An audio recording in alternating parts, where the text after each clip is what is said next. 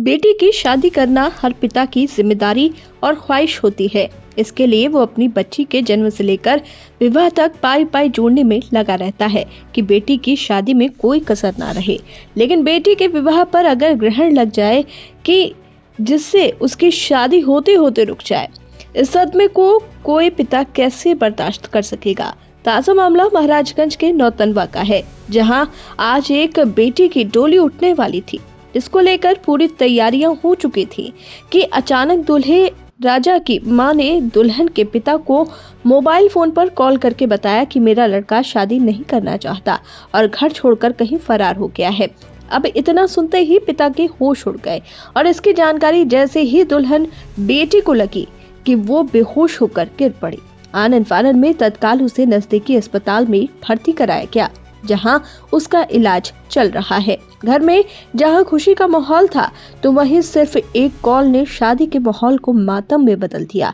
ये उस बेटी का हाथ है जो अपने होने वाले पति के नाम की मेहंदी सजाए हुए है। आज घर में शादी को लेकर खुशी का माहौल था कि सिर्फ एक फोन कॉल ने उसे हॉस्पिटल में पहुंचा दिया। दरअसल आज 23 फरवरी है और महाराजगंज के नौतनवा कस्बे में स्थित इस घर में शहनाइयां बज रही थी। घर में पूरा परिवार शादी की तैयारियों में जुटा हुआ था कि अचानक शादी से महज कुछ ही घंटों पहले बेटी के पिता के मोबाइल फोन पर दूल्हे की मां का फोन आया कि मेरा बेटा शादी नहीं करना चाहता और वो घर छोड़कर कहीं फरार हो गया है। इतना सुनते ही पिता के होश उड़ गए और इसकी जानकारी जैसे ही घर में बेटी दुल्हन को लगी कि वो बेहोश होकर गिर पड़ी। आनन फानन में परिजनों ने उसे नजदीकी अस्पताल में भर्ती कराया है, जहां उसका इलाज चल रहा है। तो वहीं न सिर्फ परिवार बल्कि स्थानीय लोगों में भी दूल्हे के इस कृत्य को लेकर आक्रोश देखा जा रहा है।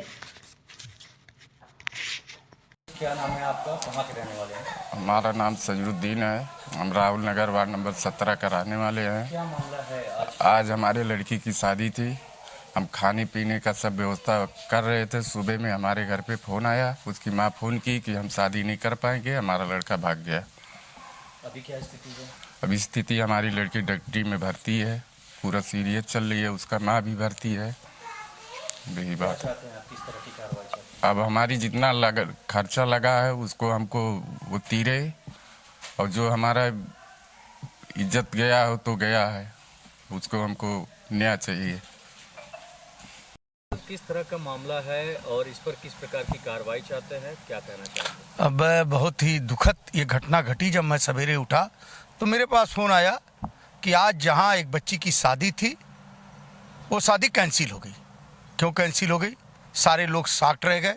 बच्ची अस्पताल चली गई, पता चला लड़का भाग गया।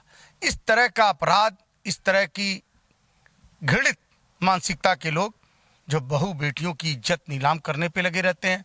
पूछिए उन माँ बाप से, उन बेटी से जिसकी आज शादी थी और आज वो हॉस्पिटल में है, और वो लड़का बिना बताए भाग गया, शादी से इनकार कर रहा।